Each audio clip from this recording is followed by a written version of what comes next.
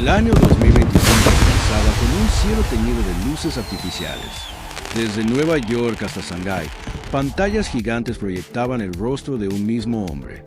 Algunos lo miraban con admiración, otros con abierta desconfianza. Su nombre era tendencia permanente, su fortuna, incalculable para la mente común, y su influencia, imposible de ignorar. En la cima de un edificio de cristal, lejos del ruido de la multitud, Elon Musk observaba la ciudad iluminada como si fuera un tablero de ajedrez. No celebraba, no brindaba, no sonreía. Mientras los titulares lo proclamaban oficialmente como el hombre más rico del mundo, él parecía más concentrado en algo que nadie más podía ver. No era el dinero lo que lo desvelaba, era el tiempo. El mundo lo señalaba como el genio detrás de los autos eléctricos que desafiaron a la industria tradicional, como el hombre que lanzó cohetes reutilizables cuando todos decían que era imposible, como el visionario que hablaba de inteligencia artificial con la naturalidad de quien habla del clima. Y ahora, también, como el dueño de una de las plataformas digitales más influyentes del planeta. Pero detrás de cada logro había una sombra. Para muchos, Elon era el símbolo del progreso, la prueba viviente de que la tecnología podía cambiar el rumbo de la humanidad. Para otros, era el rostro del poder desmedido, un empresario que acumulaba influencia en áreas demasiado sensibles: comunicación, transporte, espacio, datos. Esa dualidad lo seguía como un eco constante. Visionario, susurraban unos; peligroso, murmuraban otros. Y él lo sabía. Frente al ventanal, con las manos en los bolsillos, recordaba el camino recorrido.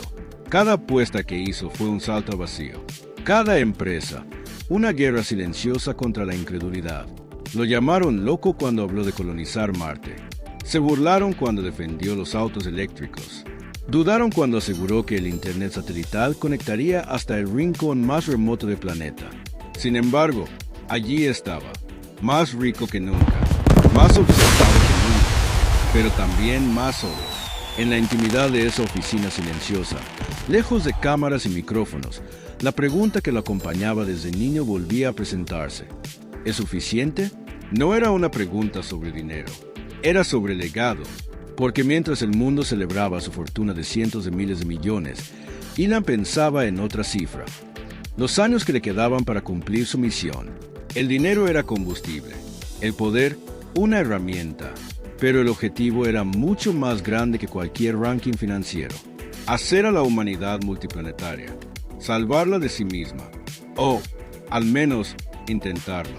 Abajo, en las calles, grupos de jóvenes celebraban los avances tecnológicos que habían transformado sus vidas: autos silenciosos que no contaminaban, internet en zonas antes olvidadas, nuevas oportunidades digitales. Al mismo tiempo, en otros rincones del mundo, analistas y críticos debatían si un solo hombre debía concentrar tanta influencia. Las redes ardían con opiniones divididas. En cuestión de segundos, podía ser el héroe del futuro o el villano del presente. Elon no era ajeno a esa tormenta. La polémica se había convertido en su sombra permanente. Cada decisión empresarial generaba olas políticas. Cada declaración pública encendía debates ideológicos. Era imposible separar al empresario del personaje, y quizás ahí estaba el verdadero dilema. Había construido empresas, o había construido una figura que ya no podía controlar. El reloj marcó la medianoche. 2025 quedaba oficialmente atrás. Los fuegos artificiales explotaron sobre la ciudad, iluminando el vidrio que reflejaba su silueta. Por un instante, su rostro se mezcló con luces rojas y doradas, como si el cielo mismo celebrara su reinado. Pero en sus ojos no había euforia. Había cálculo, había urgencia, porque para él, cada año no era una meta alcanzada, sino un recordatorio de lo que aún faltaba por hacer. Cohetes más grandes, inteligencia artificial más avanzada, infraestructura más ambiciosa, cambios más profundos. Mientras el mundo lo coronaba como el hombre más rico, él sentía el peso invisible de ser también uno de los más observados y uno de los más cuestionados. Y en esa mezcla de admiración y rechazo, de aplausos y críticas, se consolidaba la verdad central de su historia. Elon Musk no solo acumuló fortuna, acumuló poder. Y el poder, como el fuego, puede iluminar o consumir. El nuevo año comenzaba, y con él, una nueva batalla, porque ser el hombre más rico del mundo no era el final de la historia, era apenas el inicio del verdadero conflicto. Antes de los reflectores, antes de las portadas de revistas y los contratos multimillonarios, hubo un niño en Pretoria, Sudáfrica. La casa donde creció no era precisamente un refugio. Desde afuera parecía normal, jardín cuidado, paredes firmes, una familia que, en apariencia, tenía estabilidad. Pero las paredes escuchaban discusiones en voz baja y silencios que pesaban más que los gritos. Ilan era un niño distinto, no porque alguien se lo dijera. Lo sabía, lo sentía. Mientras otros jugaban en la calle, él permanecía encerrado con un libro entre las manos. Ciencia ficción, enciclopedias, manuales técnicos. Leía como si el tiempo fuera un enemigo al que había que ganarle. 10 horas seguidas, a veces más. Sus ojos recorrían páginas como quien intenta encontrar una puerta secreta. Y tal vez eso era exactamente lo que buscaba. Una salida. La relación con su padre era un laberinto emocional. Inteligente, exigente, severo. Un hombre que hablaba poco de afecto y mucho de disciplina. Ilan aprendió pronto que en esa casa la vulnerabilidad no era bienvenida. Cada error era señalado. Cada debilidad expuesta. Había días en que el silencio en la mesa era más cortante que cualquier palabra. Y fue en ese clima donde comenzó a formarse algo más fuerte que el miedo, la determinación. Si no podía controlar su entorno, controlaría su mente. En la escuela, la historia no era mejor. Delgado, serio, con una manera de hablar demasiado formal para su edad, se convirtió en blanco fácil. Empujones en los pasillos, burlas constantes. Una vez, lo golpearon con tal fuerza que terminó en el hospital. El mensaje era claro, no encajaba. Pero lo que sus agresores no sabían era que cada golpe reforzaba algo en su interior. Mientras ellos dominaban el patio, él conquistaba universos invisibles. Mundos creados con palabras, con números, con código. A los 10 años descubrió las computadoras. Y fue como si el mundo finalmente hablara su idioma. Una máquina no juzgaba, no gritaba, no humillaba, solo respondía a la lógica. Ilan quedó fascinado. Aprendió programación con manuales viejos, sin internet, sin maestros, línea por línea, error tras error, noche tras noche. Mientras la casa dormía, la pantalla iluminaba su rostro concentrado.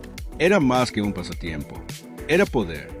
A los 12 años, creó su propio videojuego, Blastar, una nave espacial que debía destruir enemigos antes de que ellos la destruyeran. Lo vendió por $500 a una revista tecnológica. $500. Para cualquier adulto, una suma modesta. Para él, era la prueba de algo mucho más grande. Podía convertir ideas en realidad. Podía crear valor. Podía construir algo que el mundo quisiera. Por primera vez, sintió que tenía una ventaja. Pero justo cuando parecía que encontraba su espacio, llegó un momento que lo marcaría para siempre.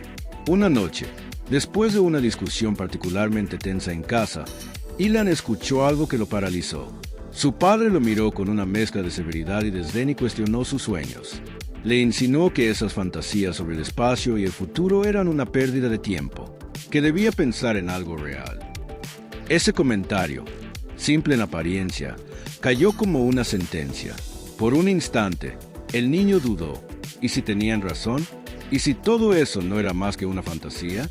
Esa fue la grieta, el momento crucial.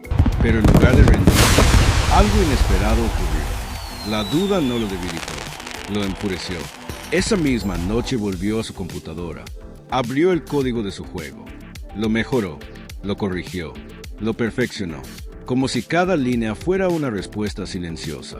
Si el mundo no creía en sus ideas, construiría un mundo nuevo. Ahí nació algo más que un emprendedor. Nació una obsesión, porque el verdadero giro no fue vender un videojuego a los 12 años. Fue comprender que su entorno no definiría su destino. El dolor, el rechazo, la crítica constante, todo eso se transformó en combustible. Cada humillación se convirtió en un impulso interno por demostrar que estaba destinado a algo más grande que las calles de Pretoria. Pero esa transformación tenía un costo. Mientras desarrollaba una mente brillante, también aprendía a blindar su corazón, a reprimir emociones. a desconectarse cuando algo dolía demasiado. La lógica comenzó a imponerse sobre el sentimiento, y esa armadura, que lo protegía en la infancia, algún día complicaría su vida adulta. El niño que se refugió en los libros no solo estaba escapando, estaba preparándose, porque en ese cuarto iluminado por una pantalla antigua, entre códigos imperfectos y sueños imposibles, se estaba gestando el hombre que algún día desafiaría industrias enteras, y también el hombre que cargaría con las cicatrices invisibles de su infancia. El verdadero conflicto apenas comenzaba, porque para salir de Sudáfrica, primero tendría que enfrentarse a algo aún más grande que su padre, más grande que sus agresores. Tendría que enfrentarse al miedo de abandonar todo lo que conocía, y esa decisión cambiaría su destino para siempre. En el patio de colegio, el ruido era ensordecedor. Risas, gritos, carreras. Un mundo caótico donde las reglas no estaban escritas, pero todos parecían entenderlas, excepto él. Ilan no corría, no gritaba, observaba. Su mente estaba en otra parte.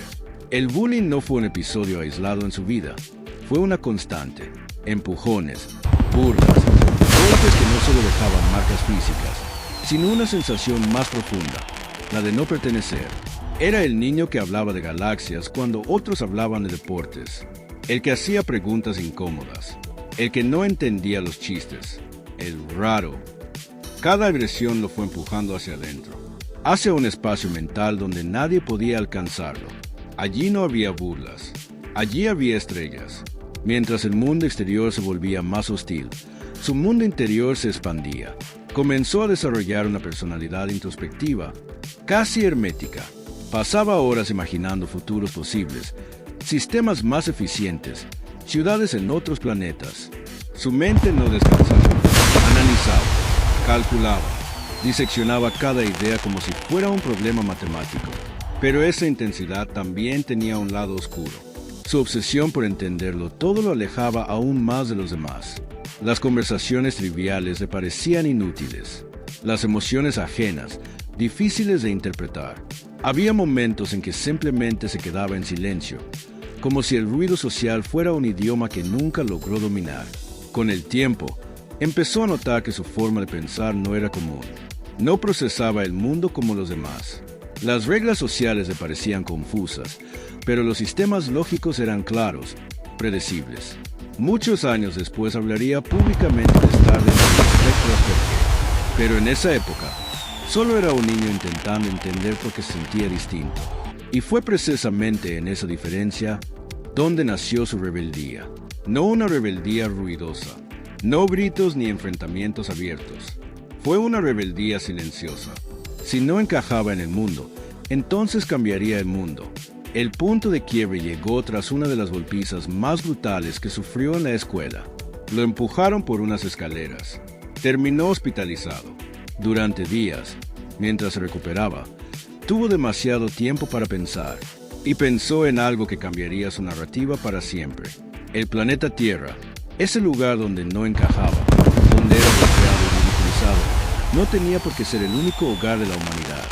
La idea dejó de ser fantasía infantil. Se convirtió en misión.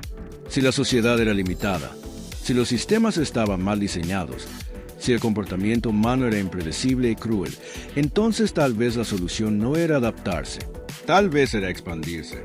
Marte dejó de ser un punto rojo en el cielo. Se convirtió en símbolo, en escape, en destino. Pero aquí viene el giro inesperado.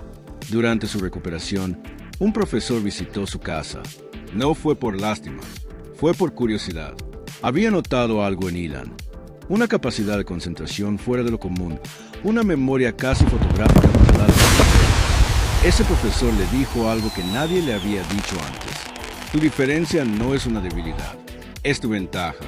Esa frase encendió algo nuevo. Por primera vez, su rareza no era un defecto que ocultar, sino una herramienta que afilar. La obsesión se transformó en estrategia. Comenzó a estudiar con más disciplina que nunca. Física, energía, cohetes. Leía sobre civilizaciones antiguas y futuras colonias espaciales como si fueran capítulos de un plan personal. Ya no soñaba con ser aceptado, soñaba con liderar. Sin embargo, esa claridad tenía un precio.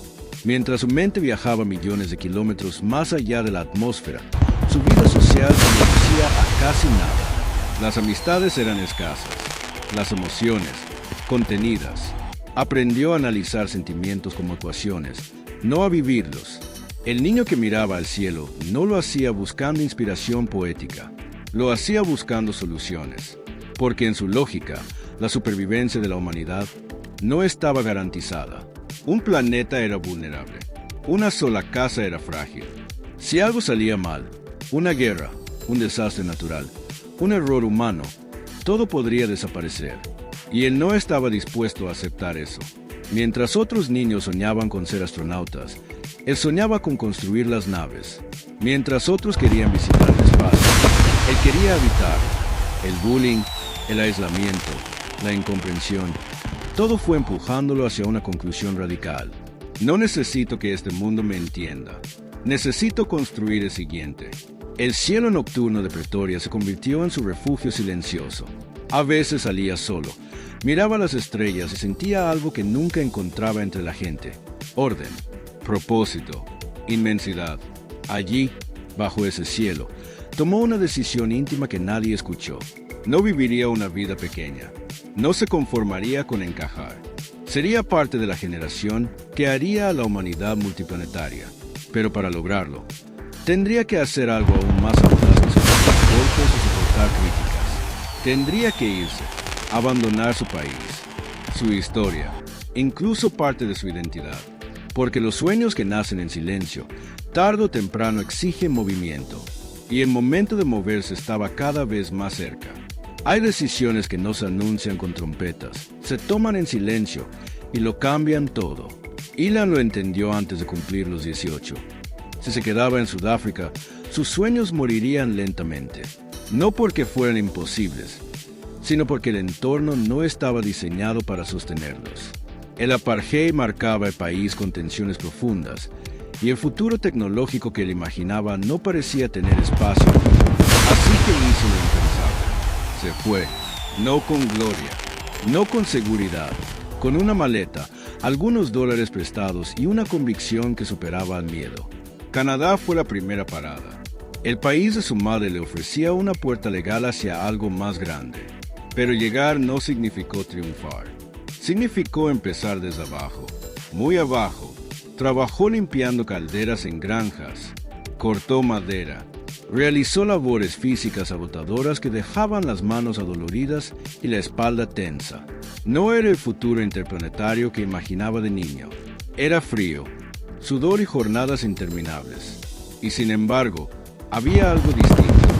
Nadie lo conocía allí. Nadie lo veía como el raro. Era simplemente otro inmigrante intentando sobrevivir. Por las noches estudiaba física, economía, cualquier cosa que le permitiera entender cómo funcionaba el mundo real, no el imaginado. Sabía que las ideas sin estructura eran solo fantasías. Necesitaba herramientas. En la Universidad de Keynes comenzó a moldear no solo su intelecto, sino su ambición. Observaba a sus compañeros hablar de carreras tradicionales, de estabilidad, de éxito medible. Él escuchaba, pero su mente ya estaba en otra escala. Canadá no era el destino final, era un trampolín, y el verdadero escenario estaba más al sur, Estados Unidos. Silicon Valley no era todavía el mito que es hoy, pero ya vibraba con una energía distinta. Tecnología, innovación, capital de riesgo, gente dispuesta a apostar. Se transfirió a la Universidad de Pensilvania, doble especialización, física y economía, ciencia para entender el universo, negocios para transformarlo. Pero mientras asistía a clases, algo más grande estaba ocurriendo. Internet comenzaba a despertar. En laboratorios, en dormitorios universitarios, en pequeñas oficinas improvisadas, se estaba gestando una revolución silenciosa. Páginas web rudimentarias, correos electrónicos, conexiones lentas que prometían un mundo conectado. Muchos no lo veían claro. Parecía un experimento académico. Ilan sí lo vio, no como una herramienta, como una infraestructura global. Cuando fue aceptada en Stanford para hacer un doctorado en física aplicada, Parecía el siguiente paso lógico: prestigio, seguridad, trayectoria brillante. Entró al campus, caminó por los pasillos, escuchó las primeras clases y en apenas 2 días tomó otra decisión que parecía irracional. Abandonó, no porque no fuera capaz, porque era demasiado lento. Mientras los profesores hablaban de investigaciones que tardarían años en desarrollarse, él pensaba en empresas que podían crearse en meses. Mientras discutían teorías, Internet estaba explotando en tiempo real. Fue un salto al vacío. Sin título de posgrado, sin empleo asegurado, sin red de seguridad. Aquí ocurre el giro crucial. Muchos interpretaron esa decisión como arrogancia juvenil, un error, una imprudencia. Incluso algunos cercanos dudaron. Pero Elon no abandonaba Stanford por rebeldía. Lo hacía por cálculo. Había comprendido algo esencial. Las grandes olas tecnológicas no esperan a que estés listo. O te subes o te arrastras. Y él no pensaba quedarse mirando desde la orilla. Con su hermano Kimball, comenzó a trabajar en una idea que parecía sencilla: ayudar a negocios a aparecer en Internet, directorios digitales, mapas, presencia online. Algo que hoy parece obvio, pero en 1995 era casi ciencia ficción empresarial. No tenían oficina elegante. Dormían en el mismo lugar donde trabajaban. Se duchaban en gimnasios públicos. Cada dólar era reinvertido. Era precariedad con visión. Había días de duda, claro, momentos en los que la realidad golpeaba fuerte. Cuentas por pagar, rechazo de inversionistas, miradas escépticas. Pero cada vez que la incertidumbre lo rozaba, volvía a la misma pregunta que lo había acompañado desde niño: ¿dónde estará el mundo en 10 años? Y la respuesta siempre apuntaba hacia adelante. El niño que soñaba con Marte ahora entendía que antes debía dominar la Tierra digital. Abandonar Stanford no fue un acto impulsivo. Fue la primera gran jugada estratégica de su vida adulta. El momento en que dejó de ser un estudiante brillante para convertirse en un jugador activo del sistema. Pero cada salto tiene consecuencias. Al elegir la velocidad sobre la estabilidad, Elon estaba marcando un patrón que se repetiría una y otra vez. Arriesgarlo todo por una visión que solo veía con claridad. Y ese patrón lo llevaría pronto a su primer gran triunfo. Y también a descubrir que el dinero no calma la ambición. La verdadera batalla apenas comenzaba. Silicon Valley no tenía paciencia. Era un ecosistema salvaje donde las ideas valían millones, o nada, donde cada reunión podía abrir una puerta dorada o cerrarla para siempre. Y en medio de ese torbellino estaba Elon, durmiendo en la oficina junto a su hermano Kimball, programando de día y de noche como si el tiempo fuera un recurso escaso. Zip2 nació con una idea simple pero adelantada a su época: ayudar a los periódicos a trasladar sus negocios al mundo digital. Mapas interactivos, directorios empresariales, información local accesible en línea. Hoy parece obvio. En 1995 era revolucionario, pero revolucionario no significa fácil. Muchos inversionistas no entendían el concepto. ¿Quién va a buscar direcciones en una computadora?, preguntaban. Otros dudaban de 2 jóvenes inmigrantes sin apellidos ilustres ni experiencia corporativa. Elon no suplicaba, argumentaba. Su mirada no era la de alguien pidiendo apoyo, era la de alguien ofreciendo futuro. Finalmente, llegó la inversión, y con ella, los primeros roces. Los nuevos socios querían estructura, orden, jerarquía. Elon quería velocidad, innovación, control técnico absoluto. Fue la primera vez que sintió el choque entre visión y gobernanza. La empresa creció. Grandes periódicos comenzaron a usar su tecnología. Los números mejoraron. La idea que había nacido entre colchones improvisados empezó a generar titulares reales. Y entonces llegó la oferta. Compaq decide comprar Zip2 por $307 millones. Elon tenía apenas 27 años. De la noche a la mañana pasó de inmigrante que se duchaba en gimnasios públicos a millonario. $22 millones en su cuenta personal. El niño que vendió un videojuego por $500 ahora manejaba cifras que parecían irreales. Celebró. Claro que celebró. Compró un McLaren F1, uno de los autos más exclusivos del mundo. Aceleró como si quisiera probar que el éxito también podía sentirse físicamente. Pero aquí está el primer giro. El dinero no lo tranquilizó, lo inquietó.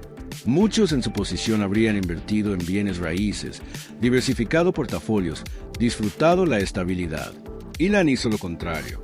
Lo arriesgó todo otra vez. Su nueva obsesión era el dinero digital. Bancos en línea, transferencias sin fricción, un sistema financiero que funcionara a la velocidad de Internet. Así nació X.com. El nombre ya revelaba algo: incógnita, futuro, ambición. X.com era una apuesta radical. Un banco completamente digital cuando la mayoría de las personas aún dudaban en introducir su tarjeta en una página web. Los riesgos eran enormes. Fraudes, desconfianza, fallas técnicas. Pero Elon veía algo que otros no. El dinero iba a convertirse en código. La empresa creció rápidamente, pero no estaba sola. Existía otra startup con una herramienta específica de pagos en línea: Confinity. La competencia era feroz.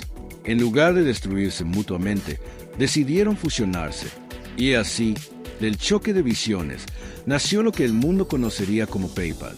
Sin embargo, el éxito trae consigo nuevas batallas. Elon quería expandir la empresa más allá de los pagos, convertirla en una plataforma financiera integral. Parte del equipo directivo no compartía su enfoque. Lo consideraban arriesgado, impulsivo. Las tensiones aumentaron, hasta que ocurrió lo inesperado.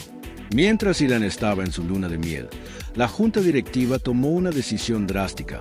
Lo removieron como CEO, sin previo aviso, sin ceremonia. Cuando aterrizó, ya no era el líder de la empresa que había ayudado a crear. Fue un golpe profundo, no solo profesional, sino personal. Era la segunda vez que su visión era cuestionada desde adentro, la segunda vez que el poder se le escapaba de las manos. Pero aquí está el detalle que cambió. Aunque ya no dirigía PayPal, seguía siendo el mayor accionista. En 2002, eBay compró PayPal por $1.500 millones. Y Elon recibió alrededor de 180 millones. No era solo millonario, era multimillonario. Sin embargo, en lugar de sentirse reivindicado, algo más encendió en él. Había aprendido una lección dura. Tener la idea no significa tener el control. Fundar no garantiza liderar. Y confiar ciegamente puede costar caro. El éxito de Zip2 le enseñó que podía crear valor. El conflicto en PayPal le enseñó que debía brindar su poder. Esa combinación sería explosiva. Con 180 millones en el banco, pudo haberse retirado a los 30 años. Pero el dinero, para Elon, nunca fue meta. Era munición.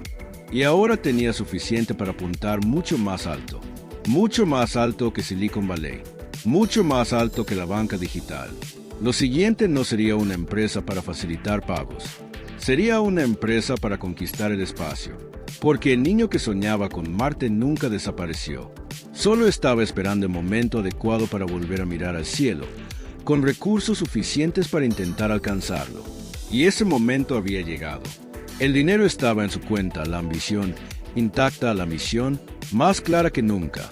Con más de 180 millones de dólares tras la venta de PayPal, Elon pudo haberse convertido en inversionista silencioso, en figura cómoda del ecosistema tecnológico. Pero su mente no estaba en Silicon Valley, estaba en órbita, literalmente. Decidió que había llegado el momento de dar el paso que lo obsesionaba desde niño, hacer a la humanidad multiplanetaria. Primero intentó el camino lógico. Viajó a Rusia con la intención de comprar cohetes reacondicionados. Pensó que sería más eficiente adquirir tecnología existente que empezar desde cero.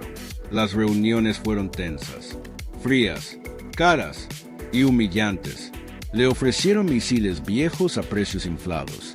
Algunos ejecutivos rusos, según relataría después, apenas lo tomaron en serio. Lo vieron como otro millonario curioso jugando a ser astronauta. En el vuelo de regreso, algo cambió. En lugar de resignarse, abrió una hoja de cálculo. Empezó a desglosar los costos reales de fabricar un cohete desde cero. Materiales, ingeniería, producción. Y descubrió algo que lo enfureció y lo motivó al mismo tiempo. El problema no era la física, era la estructura de costos. Se eliminaba la burocracia, se integraba verticalmente la fabricación, se asumía el riesgo, podía hacerlo más barato. Y así nació SpaceX en 2002. Muchos pensaron que era una locura. Las empresas privadas no construían cohetes orbitales. Eso era territorio exclusivo de gobiernos y agencias espaciales. Pero Elon no quería competir con la NASA. Quería reinventar el sistema. El equipo inicial trabajaba en una pequeña instalación. Ingenieros jóvenes, horarios interminables, errores constantes. La curva de aprendizaje era brutal. El primer lanzamiento del Falcon 1 terminó en explosión. El segundo, también. El tercero, igual. Cada fracaso no solo destruía un cohete, consumía millones de dólares. Su fortuna personal empezaba a evaporarse como combustible en la atmósfera. Los medios comenzaron a burlarse. Analistas lo calificaban de imprudente. Inversionistas le cerraban puertas. Incluso dentro de la empresa, la moral se debilitaba. Y aquí llega el punto más oscuro. En 2008, Elon estaba al borde del colapso financiero. Tesla, otra de sus apuestas, también enfrentaba serios problemas. Su dinero se dividía entre ambas compañías como si estuviera alimentando dos incendios al mismo tiempo. Tenía suficiente capital para un último lanzamiento. Uno más. Si fallaba, SpaceX moriría. No era solo una empresa lo que estaba en juego. Era su credibilidad, su visión, su sueño de infancia. La noche antes del cuarto intento, el ambiente en la base de lanzamiento era casi fúnebre. Ingenieros revisaban datos con una mezcla de esperanza y resignación. Elon caminaba en silencio, con el rostro tenso. No hablaba mucho. No necesitaba hacerlo. Sabía lo que significaba. El cohete despegó. Segundos que parecieron eternos. El motor rugió. La estructura vibró. El cielo lo absorbió. Y esta vez no explotó. El Falcon 1 alcanzó la órbita. SpaceX se convirtió en la primera empresa privada en la historia en lograrlo. El silencio previo se transformó en euforia. Gritos, abrazos, lágrimas contenidas durante años. Pero el verdadero giro ocurrió días después. La NASA, que durante años había observado con escepticismo, ofreció a SpaceX un contrato de $1.600 millones para abastecer la Estación Espacial Internacional. De estar al borde de la quiebra a tener respaldo institucional. Fue más que un rescate financiero. Fue legitimación. El niño que miraba las estrellas desde Pretoria ahora tenía una empresa capaz de enviar cargas al espacio. Pero no todo era victoria.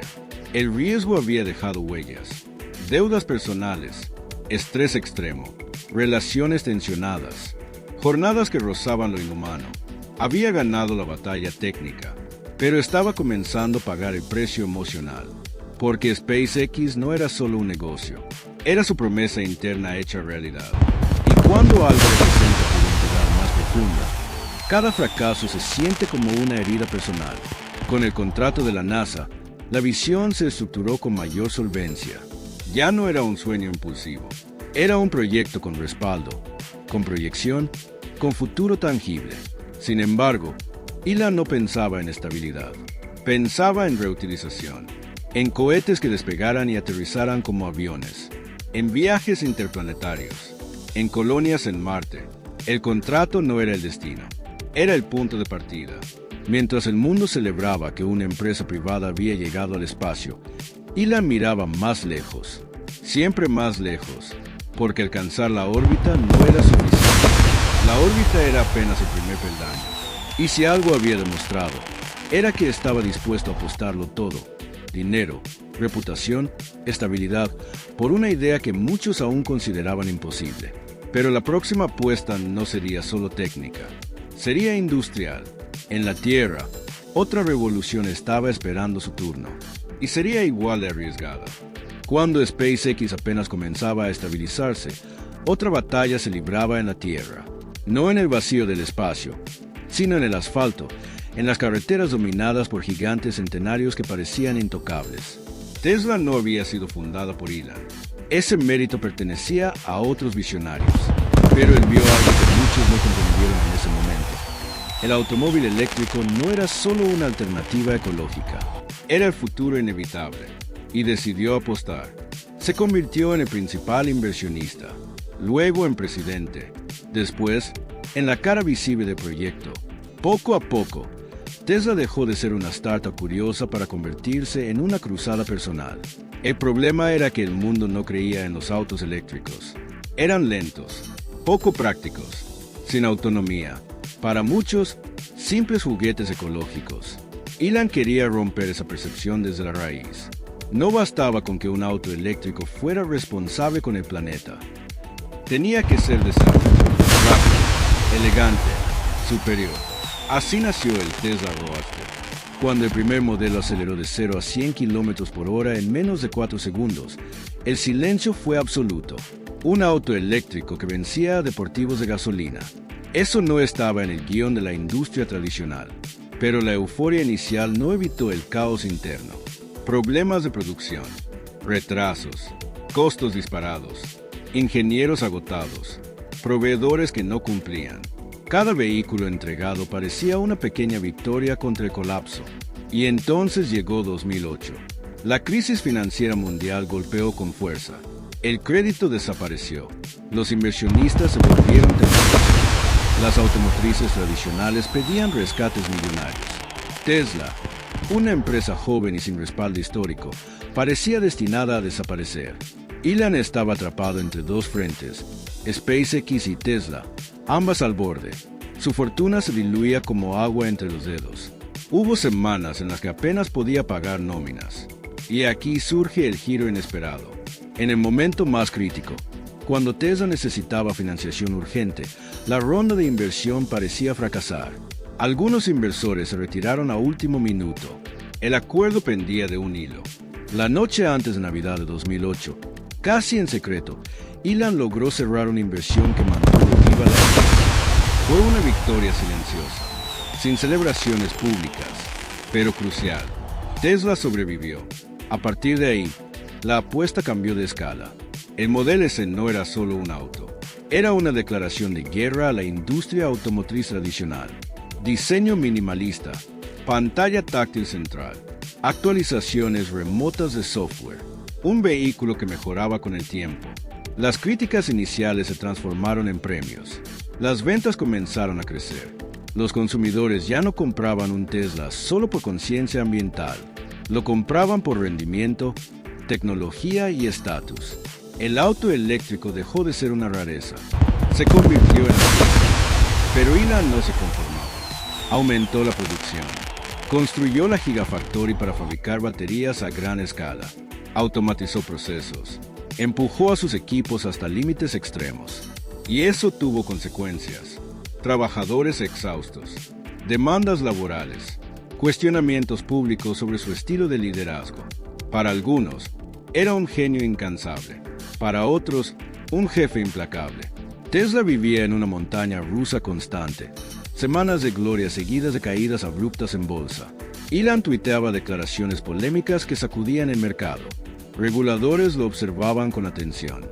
Cada éxito parecía venir acompañado de una tormenta. Pero el punto crucial llegó en 2020. En medio de una pandemia global que paralizaba economías, Tesla no solo resistió, se disparó.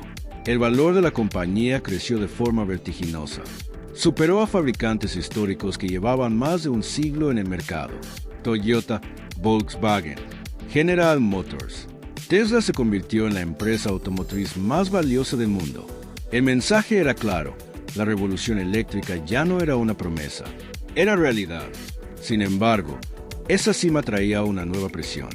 Ahora no se trataba de demostrar que el auto eléctrico era posible. Se trataba de sostener el liderazgo, de cumplir expectativas gigantescas, de justificar una valoración que muchos consideraban exagerada.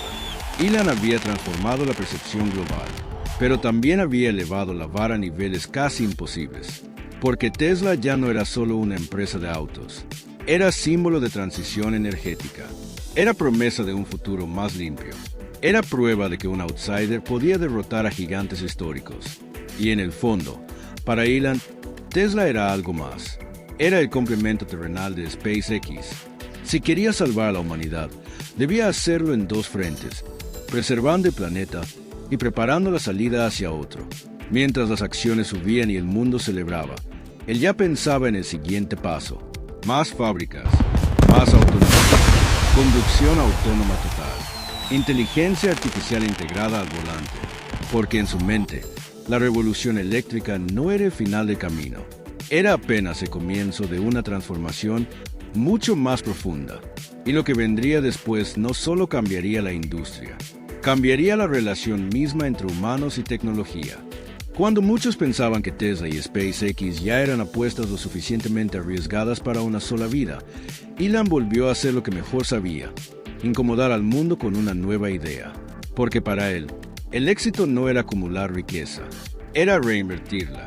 Mientras otros multimillonarios diversificaban en bienes raíces, fondos estables o adquisiciones adicionales, él seguía un patrón casi obsesivo: identificar un problema estructural del futuro y atacarlo antes de que explotara.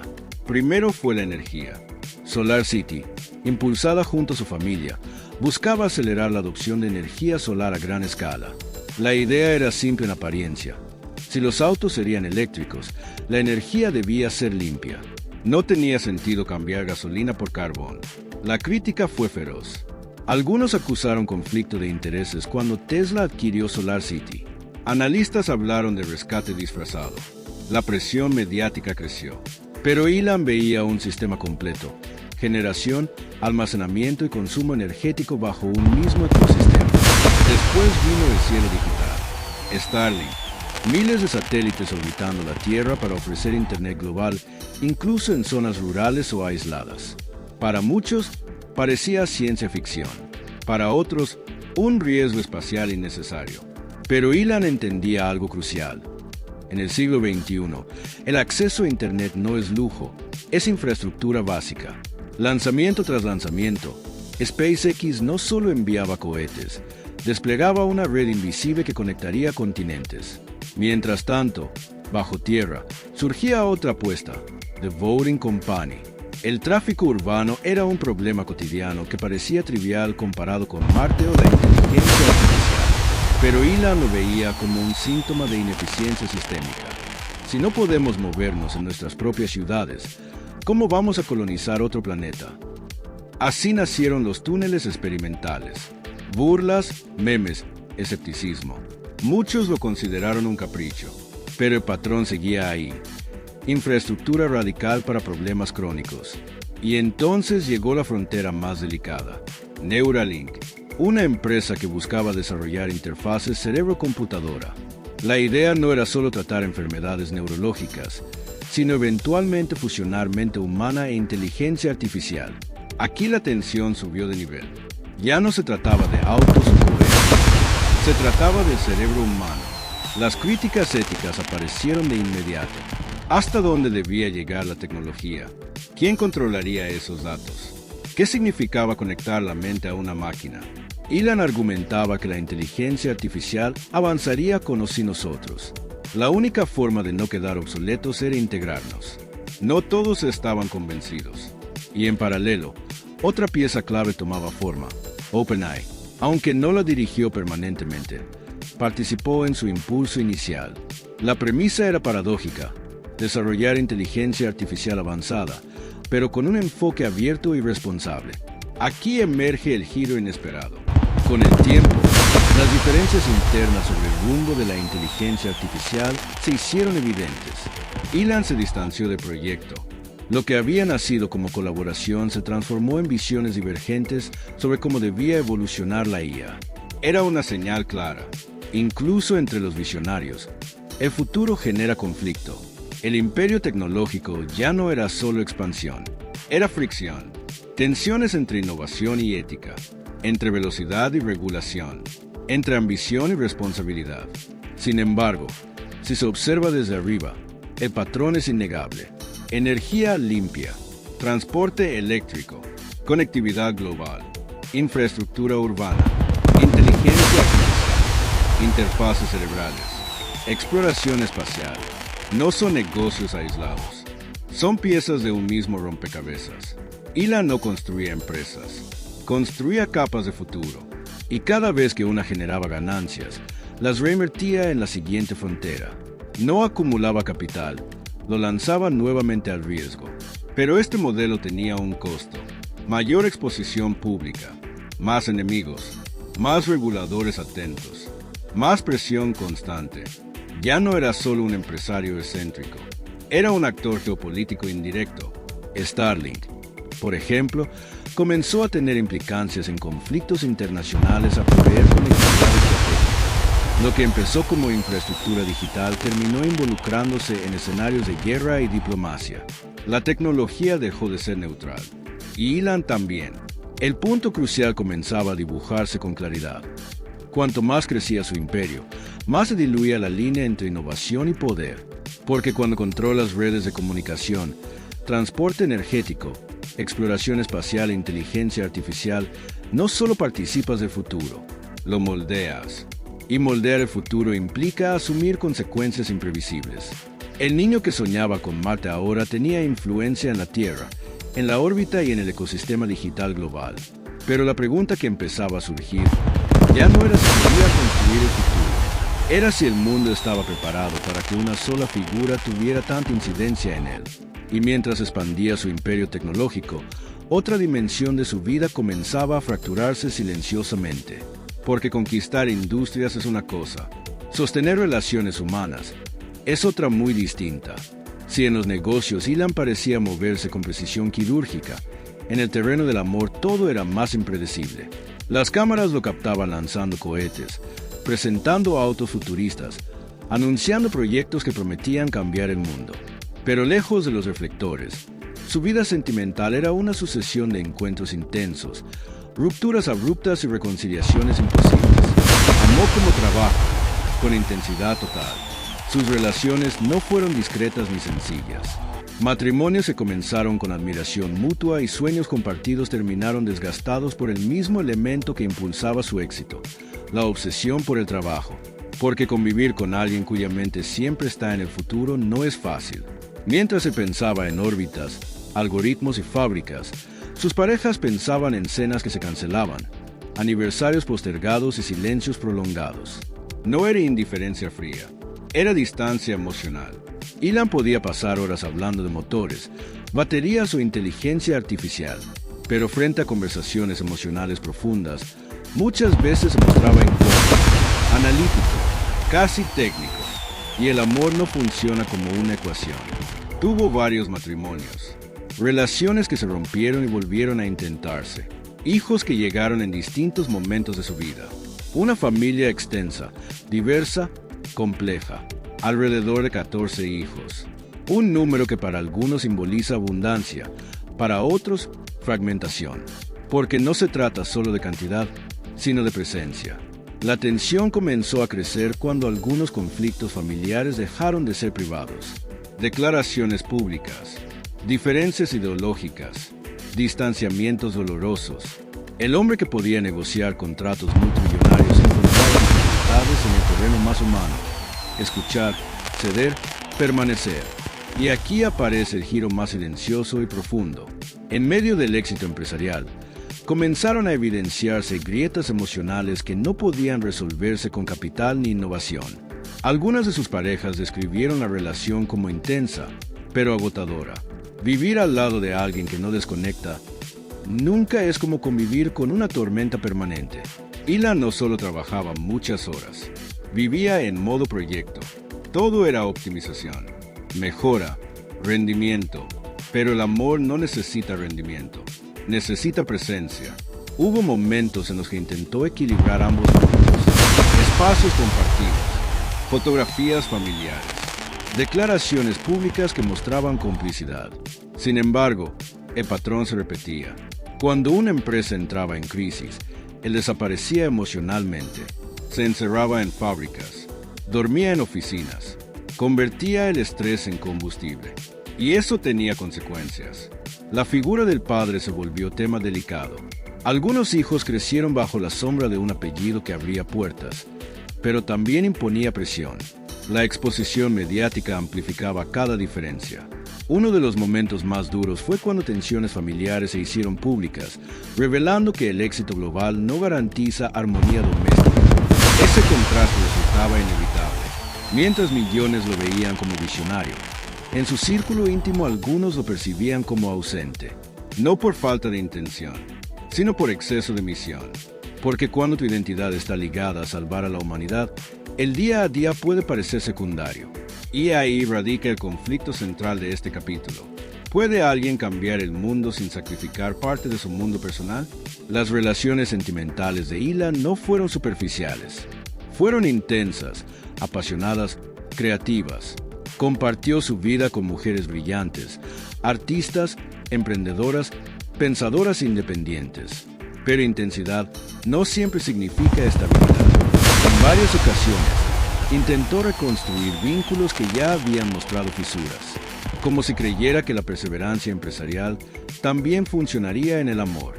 No siempre fue así, porque el corazón no opera con la lógica de una startup. Y mientras su imperio tecnológico crecía, su vida emocional parecía moverse en ciclos de conexión y distancia. El punto crucial comienza a dibujarse cuando entendemos que el hombre que busca asegurar el futuro de la humanidad todavía lucha por equilibrar su presente personal. Elon puede calcular trayectorias orbitales con precisión milimétrica, pero las trayectorias humanas son más inciertas. Hoy, su situación sentimental refleja esa dualidad. Éxito descomunal en lo público, complejidad persistente en lo privado. No es una historia de villano ni de víctima. Es la historia de un hombre cuya ambición desmedida tiene un precio. Y mientras el mundo debate si es genio o polémica, visionario o imprudente, hay una pregunta que permanece suspendida en el aire. Si mañana logra llevar humanos a Marte, ¿habrá aprendido antes a quedarse en casa? Cuando un empresario alcanza cierto nivel de riqueza, influye en mercados. Cuando alcanza cierto nivel de poder tecnológico, influye en gobiernos. Y cuando combina ambas cosas, inevitablemente entra en la política. Elon Musk pasó años evitando etiquetas ideológicas rígidas. Se definía más como ingeniero que como político, más como solucionador de problemas que como actor partidario. Pero el mundo no permite neutralidad eterna. Con el crecimiento de Tesla, SpaceX y sus demás empresas, su voz comenzó a pesar más allá del ámbito empresarial. Opiniones en redes sociales generaban movimientos bursátiles. Declaraciones públicas provocaban debates nacionales. Su postura empezó a inclinarse hacia la defensa del libre mercado, la reducción de regulaciones y el impulso agresivo a la innovación tecnológica. Veía en la burocracia un freno, en la competencia un motor. En ciertos momentos, su cercanía con figuras de la administración del presidente Trump fue evidente. Coincidencias en temas económicos, desregulación industrial y competitividad global. Pero esa relación nunca fue completamente lineal. Porque Elon no es hombre de alineamientos permanentes. Hubo decisiones políticas con las que estuvo de acuerdo, otras que rechazó públicamente. Se sentaba en mesas de diálogo y luego se retiraba si consideraba que el rumbo no coincidía con su visión. Esa ambigüedad lo convirtió en figura incómoda para ambos bandos. Para algunos sectores progresistas, se volvió demasiado cercano a políticas conservadoras. Para ciertos sectores conservadores, resultaba impredecible y excesivamente disruptivo. Pero Elon no parecía interesado en encajar. Su brújula no era el partido, era el futuro. Y aquí es donde la tensión se vuelve más profunda. Cuando diriges empresas y controlas satélites, redes de comunicación, infraestructura energética y sistemas de inteligencia artificial, tus decisiones dejan de ser solo empresariales. Se vuelven estratégicas. Stalin comenzó a tener impacto en escenarios internacionales. Gobiernos solicitaban acceso. Conflictos armados dependían de conectividad satelital. Lo que era innovación tecnológica se transformaba en herramienta geopolítica. De pronto, Elon no solo competía con otras empresas, interactuaba indirectamente con estados. Y entonces surge el giro inesperado. En medio de presiones políticas, solicitudes gubernamentales y tensiones internacionales, se encontró en una posición incómoda. Debía decidir cuándo su tecnología podía utilizarse y cuándo no. Una decisión empresarial podía inclinar balanzas diplomáticas. El hombre que quería salvar a la humanidad ahora debía elegir en qué contexto su tecnología participaba en conflictos humanos. El peso era distinto, más silencioso, más delicado.